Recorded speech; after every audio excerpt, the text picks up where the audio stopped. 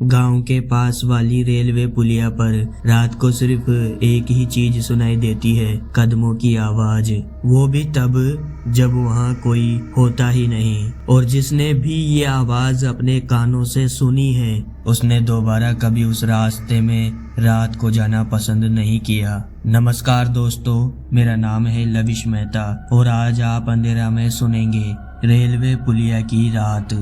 आज की कहानी मेरी नहीं है, बल्कि उस लड़के की है जिसने ये सब अपनी आंखों से देखा है, अपनी सांसों में महसूस किया है और जिसने डर से ज्यादा सच्चाई को बोझ की तरह ढोया है। मैं बस उसके नजरिए से उसकी रात आपको सुना रहा हूँ। वैसे जैसे उसने झेला वैसे ही आप सुनेंगे। कहानी शुरू होती है उसकी आप बीती से।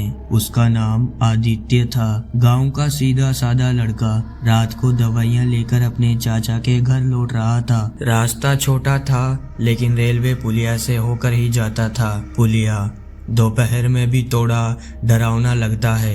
नीचे सूखी नहर, ऊपर पतली पटरियां और दोनों तरफ झाड़ियां। रात में तो वैसे ये जगह बिल्कुल ही अलग दुनिया बन जाती है। आदित्य के हाथ में टॉर्च थी, प्लास्टिक की पुरानी टॉर्च। रोशनी आधी, बैटरी ढीली, पर नामुमकिन कुछ नहीं। गांव के लड़के ऐसी चीजों के साथ ही बड़े होते हैं। जैसे ही वो पुलिया के पास पहुंचा, हवा का एक अजीब सा झोंका आया। ठंडा नहीं, सूखा भी नहीं, बस खाली। हवा की आवाज नहीं थी, झाड़ियों की सरसराहट नहीं थी। वो कहता है, एक सेकंड को लगा जैसे आवाजें बंद हो गई हो। फिर अचानक टप टप टप कदमों जैसी आवाज आई। आदित्य ठिठक गया। टॉर्च की रोशनी पुलिया के नीचे डाली तो कुछ नहीं, पर आवाज साफ थी, ऐसी जैसे कोई ठीक सामने से उसकी तरफ आ रहा हो पर दिखाई ना दे रहा हो। उसने सोचा शायद कोई आदमी होगा, पर अगले ही पल उसे एहसास हुआ ये कदमों की चाल इंसानी नहीं थी। कदम धीमे भी थे पर बराबर दूरी पर, जैसे किसी को जमीन का एहसास ही नहीं हो रहा हो। वो पीछे हटने लगा लेकिन आवाज फिर भी पास आ रही थी। उसने डर के मारे चिल्लाया, कौन है वहाँ? जवाब नहीं आया, सिर्फ एक और कदम। टप। इस बार आवाज बिल्कुल करीब से।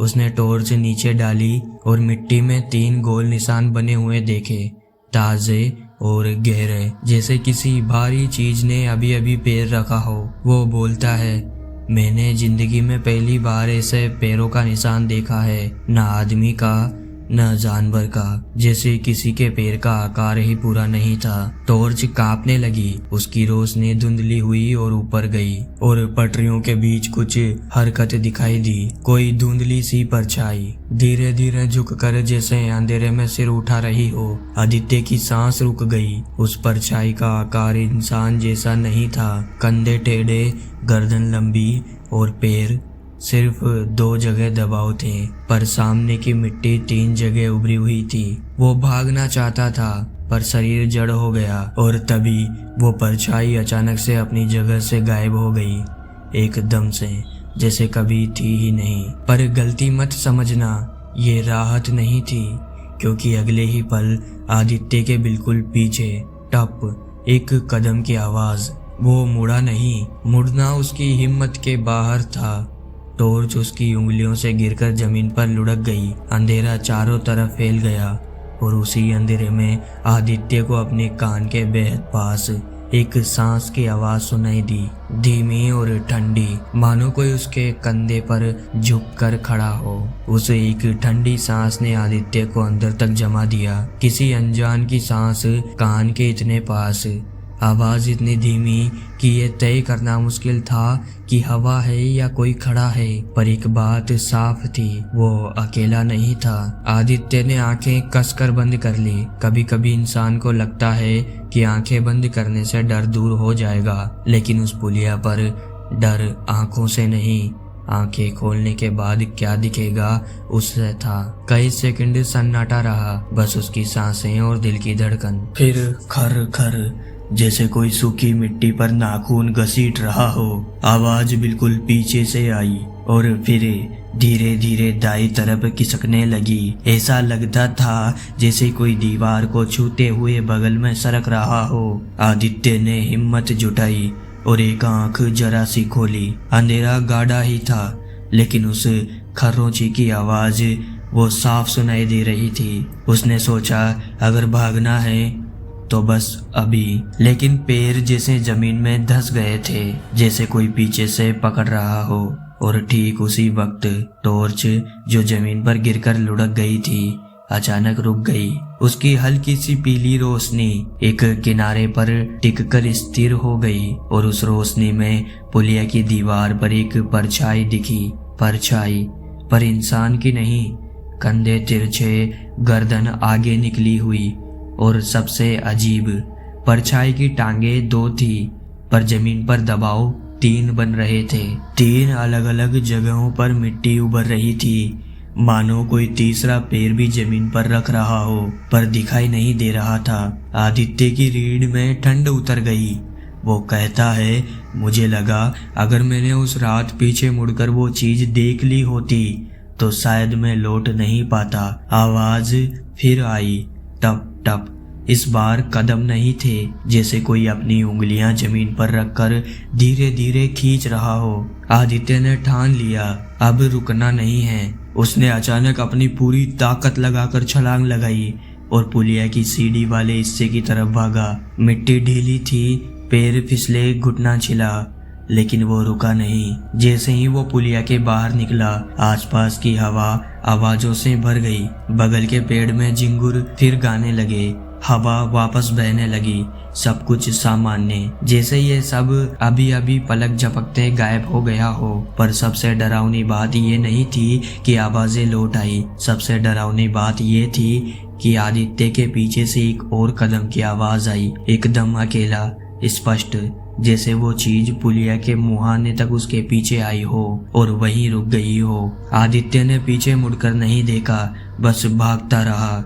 गांव तक, अपने घर तक, अपनी खाट तक। वो कहता है, घर पहुंचकर भी ऐसा लग रहा था जैसे किसी ने मेरा कंधा पकड़ा हुआ है, लेकिन पकड़ा नहीं, बस हवा में छू रहा हो। उस रात उसकी नींद 3 बार टूटी।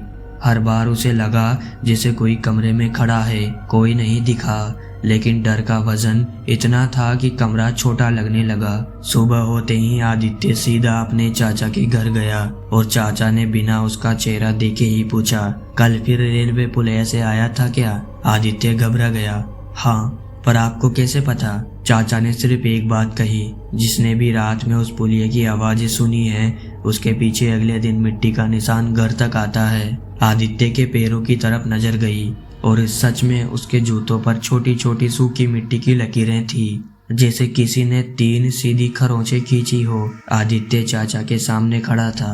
पैरों पर लगी सूखी मिट्टी की 3 लकीरों को वो जितना घूरता उतना ही एहसास गहरा होता जा रहा था कि ये कोई सामान्य मिट्टी नहीं थी, ये पुलिया वाली मिट्टी थी, वही जो रात को खुद ब खुद उभरती थी, वही जिसमें अदृश्य कदमों की आवाज पड़ती थी। चाचा ने धीरे से कहा, ये मिट्टी अगर घर तक आ जाए तो इसका मतलब है वो चीज तुम्हें छोड़कर वापस नहीं गई। आदित्य की रीढ़ सिमट गई। उसने डर से पूछा, अब क्या होगा? चाचा ने सीधा जवाब दिया, अब ये तुम्हारे आसपास रहेगी जब तक तुम उसे मना नहीं करोगे या उसका जवाब नहीं दोगे। ये सुनकर आदित्य और भी डर गया, क्योंकि पिछली रात उसने एक शब्द सुना था, ठंडी सांस कान के पास, एक सांस जो पूरी बात कहे बिना रुक गई थी। वो कहता है, मुझे लगा था वो सांस हवा थी, लेकिन अब समझ आया वो कुछ कहना चाहती थी। आदित्य घर वापस लौटा। दिन भर बेचैनी रही।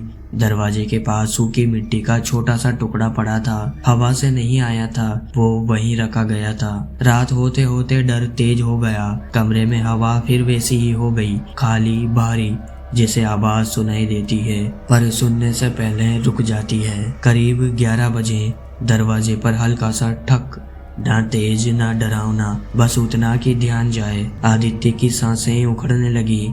उसने दरवाजा नहीं खोला, बस भीतर से कान लगाया। फिर वही आवाज, टप टप टप 3 बार। फिर एक धीमी खरोंच, जैसी कोई उंगली से दरवाजे की सतह पर कुछ लिख रहा हो। आदित्य पीछे हट गया, लैंप उठाया और दरवाजे पर रोशनी डाली।